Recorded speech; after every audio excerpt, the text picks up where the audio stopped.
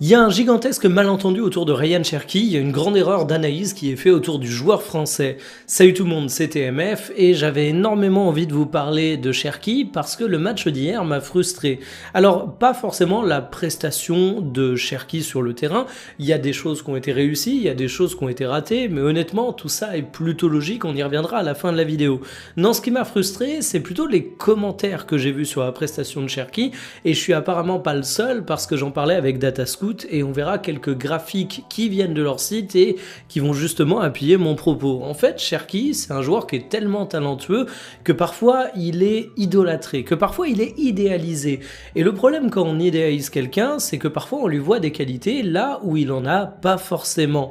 Alors Cherki a des qualités dans bien des domaines, c'est un surdoué, mais pour autant il faut pas se tromper sur ce que sont ses véritables points forts, et j'ai l'impression qu'au cours du match d'hier, c'est justement ça qui fait défaut à l'analyse de bon nombre de journalistes, commentateurs ou simplement supporters de l'équipe de France. Donc dans cette vidéo, on va remettre l'église au milieu du village, on va rappeler que Cherki est un talent générationnel, mais on va surtout rappeler qu'est-ce qui fait réellement la qualité de Cherki et qu'est-ce que Cherki arrive à très bien faire, mais qui n'est pas constitutif de son statut de joueur potentiellement générationnel.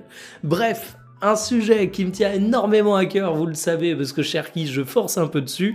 Installez-vous confortablement et bienvenue pour cette nouvelle vidéo Talk My Football.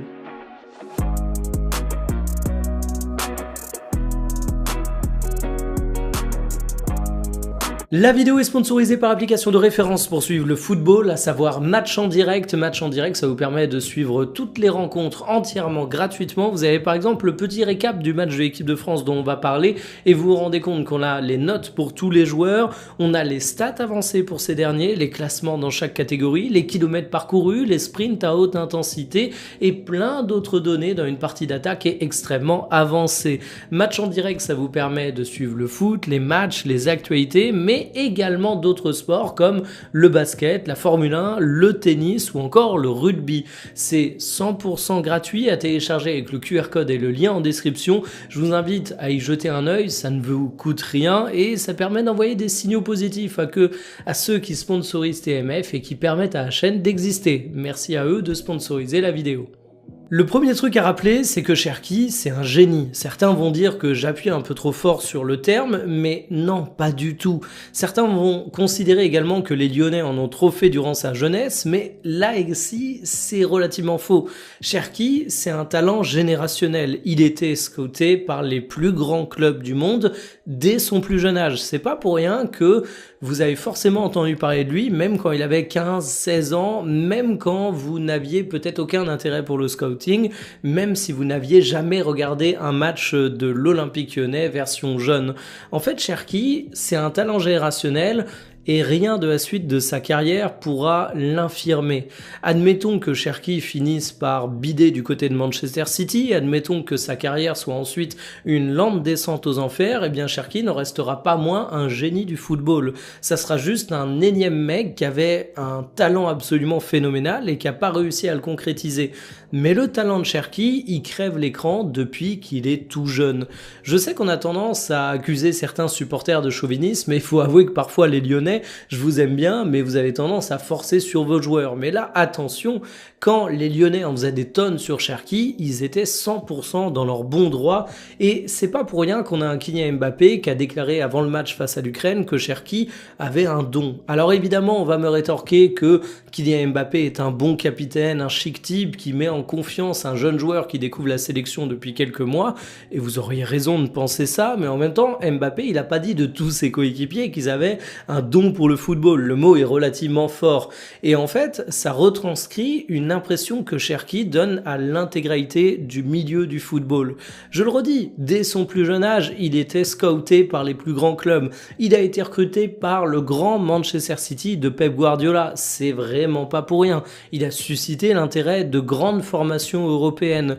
Bref, Cherki, c'est un joueur qui a plus d'un talent. Et justement, comme tout génie du football, dans les classes de jeunes, même dans ses débuts en Ligue 1, il était absolument brillant dans tous les domaines de jeu. Alors évidemment, ça en faisait pas le joueur parfait, il a parfois manqué de simplicité dans son jeu, il a parfois été extrêmement irrégulier, et finalement, Cherki, il a donné toute l'ampleur de son talent sur le terrain qu'à partir de la saison passée, mais pour autant, il y a quand même des domaines de jeu où Cherki était plus brillant que la moyenne, alors que selon moi, ce sont pas là ses plus grandes qualités.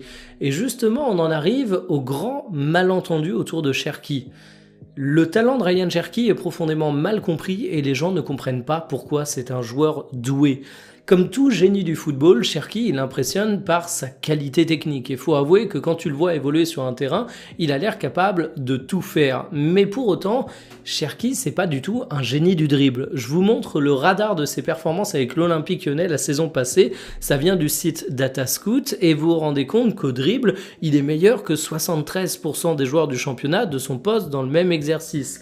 C'est renforcé cette impression par ses courses progressives, meilleur que 91% des joueurs, mais pour autant, c'est pas la grande qualité de Cherki. Sa grande qualité, c'est sa créativité via son jeu de passe. Et là, le graphique est relativement dithyrambique parce que dans toutes les statistiques liées à ça, c'est-à-dire les passes vers la surface, les buts, les expected goals attendus, donc les passes décisives attendues, les passes pénétrantes, les passes dans le dernier tiers du terrain, franchement, il massacre la concurrence. Et en fait, c'est là le talent de Cherki. Ok, Cherki a un bagage technique qui est supérieur à la moyenne. Ok, Cherki peut vous faire plaisir sur des séquences de highlight grâce à ses dribbles. Mais Cherki, c'est pas pour ça qu'il est apprécié dans le football. Cherki, c'est véritablement un passeur. Et le fait qu'il soit un génie du football fait qu'il a un grand bagage technique qui peut parfois régaler. Mais si on s'en tient juste au dribble, Cherki, c'est un bon joueur et pas plus que ça. Il y a beaucoup de dribbleurs du niveau de Ryan Cherki. Et ce qui est intéressant, c'est de regarder son utilisation cette saison du côté de Manchester City. Toujours le graphique qui nous vient de Datascout. Et là, vous vous rendez compte qu'il a réussi plus de dribbles que seulement 30% des joueurs de son poste en Première Ligue. En bref, il dribble pas. Est-ce que ça veut dire que Cherki est devenu nul en dribble ?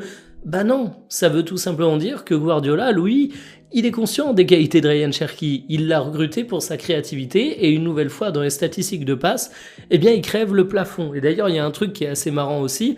En vitesse max, il a un bilan qui est très très mauvais sur ses stats physiques sur cette saison en Première Ligue, alors qu'il était vraiment bon l'année dernière en Ligue 1. Est-ce que ça veut dire que Cherki traîne une charrette depuis ces 6 derniers mois ? Bien sûr que non, au contraire, il apparaît comme plus affûté que jamais, donc c'est très improbable que sa vitesse max ait réellement chuté. Par contre, Guardiola, il lui demande pas de cavaler pendant des kilomètres en utilisant sa pointe de vitesse pour derrière essayer de confronter un vis-à-vis en le dribblant. En fait, à Manchester City, Ryan Cherki, c'est un créatif. Et j'ai l'impression que beaucoup de personnes attendent de Cherki qu'il fasse la différence individuelle à lui seul. J'ai l'impression qu'on a un petit peu ce paradoxe entre des gens qui reprochent à Cherki de trop tenir le ballon, de trop essayer d'être le héros du match, mais qui en même temps considèrent que c'est un dribbleur, donc attendent ce qu'il lui reproche de faire. Mais en fait, Cherki, pour le mettre dans des bonnes conditions, il faut tout simplement lui donner des opportunités de faire parler sa qualité de passe. Et c'est là que Cherki prend tout son sens. C'est pas dans des trucs que vous voyez bien valorisés dans les jeux de foot, c'est via sa vista, c'est via sa qualité de passe, c'est via sa compréhension du jeu. Et c'est d'ailleurs assez marrant de voir que Cherki est un mec qui a parfois été décrit par certains médias malveillants comme un individualiste sur le terrain, alors que ses qualités, c'est justement tout l'inverse. Si vous me demandez pourquoi Cherki est un joueur qui est fort au foot, c'est parce qu'il arrive à savoir où sont ses coéquipiers, de quoi ont besoin ses coéquipiers. C'est un génie de la passe, pas du dribble. Et là, on en vient justement au match de Cherki face à l'Ukraine. Est-ce que Cherki a raté son match face aux Ukrainiens ? En réalité, Cherki n'a pas raté son match, mais Cherki a eu un match qui a été fait dans des conditions extrêmement compliquées.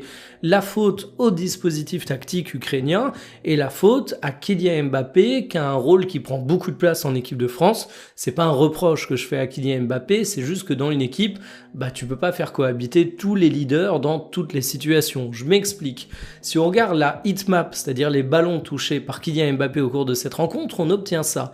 Vous vous rendez compte que Kylian Mbappé Mbappé a beaucoup désonné. En fait, c'est un match où tu as eu 71% de possession face à un bloc bas constitué de 5 défenseurs, donc c'est très compliqué pour Mbappé de toucher du ballon. Malgré tout, ici, il en touche 66, parce qu'il redescend, parce qu'il va chercher le jeu, mais dans une position qui est en fait assez proche de celle d'un numéro 10. Si vous regardez cette heatmap, si je vous dis que c'est une rencontre X ou Y où c'est finalement les ballons touchés par un numéro 10, je pense que vous trouveriez ça crédible, peut-être plus même naturel que si je vous disais que c'était un numéro 9 qui avait eu ses touches de balle.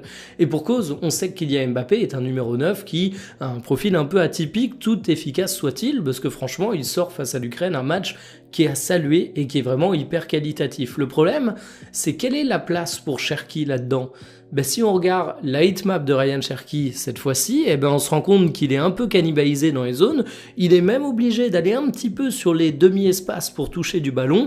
Barcola et Olysée de leur côté étaient giga excentrés. Et c'est pas de la faute de Kylian Mbappé d'occuper cet espace. C'est juste que tu joues face à un bloc bas constitué de 5 Ukrainiens en défense. Encore une fois, tu fais ce que tu peux. Et Cherki, c'est un génie de la passe. Je l'ai dit. Et quand tu es un génie de la passe, que tu joues face à un bloc bas, que tu joues au même endroit que ton numéro 9 et que tes ailiers sont relativement excentrés, à qui tu fais bénéficier ta vista absolument incroyable? Qu'est-ce qui reste à Cherki là-dedans? Il a en fait tout simplement pas l'espace de faire parler sa qualité de passe. Et ça, c'est vraiment dû au combo bloc bas plus positionnement de Kylian Mbappé. Et d'ailleurs, c'est assez intéressant de voir que Cherki, il brille particulièrement à Manchester City cette saison. Mais Manchester City, déjà, ils ont une possession qui est un peu moins abusée que les saisons précédentes. Vraiment, c'est assez étonnant quand vous allez voir les chiffres. Vous avez presque l'impression que c'est pas une équipe de Guardiola, du moins dans le cliché qu'on a tendance à décrire. Et en plus, à Manchester City, t'as un mec comme Haaland qui a pas exactement le même profil que Kylian Mbappé. Donc dans ce match face à Ukraine, Cherki, il pouvait pas faire parler sa principale qualité, à savoir sa qualité de passeur. Donc partant de là, il était condamné à pas réussir à être le héros du match. Malgré tout, Cherki, il a pas démérité. Il a été intéressant au dribble, il a été intéressant au tir, il a tenté sa chance. Alors certes, il n'a pas été aussi impactant qu'un Michael Olysée ou qu'un Kylian Mbappé, mais je le redis, c'était vraiment pas une rencontre qu'il mettait dans les meilleures conditions. Donc demain, quand vous voyez des appréciations et des jugements passer sur Ryan Cherki, posez-vous la question suivante. Est-ce que sa principale qualité, à savoir sa vista et la qualité de passe liée, peut s'exprimer au cours d'une rencontre? Si vous regardez le match face à l'Ukraine, moi je suis persuadé que c'était vraiment pas évident pour lui et que du coup, il faut pas le juger trop sévèrement. En fait, c'est simplement qu'on a essayé de faire rentrer un rond dans un carré et si vous étiez assidu à l'école maternelle, vous avez dû voir que ça marche pas super bien. Sur ce, je vous souhaite un excellent week-end footballistique. Kiffez bien, salut.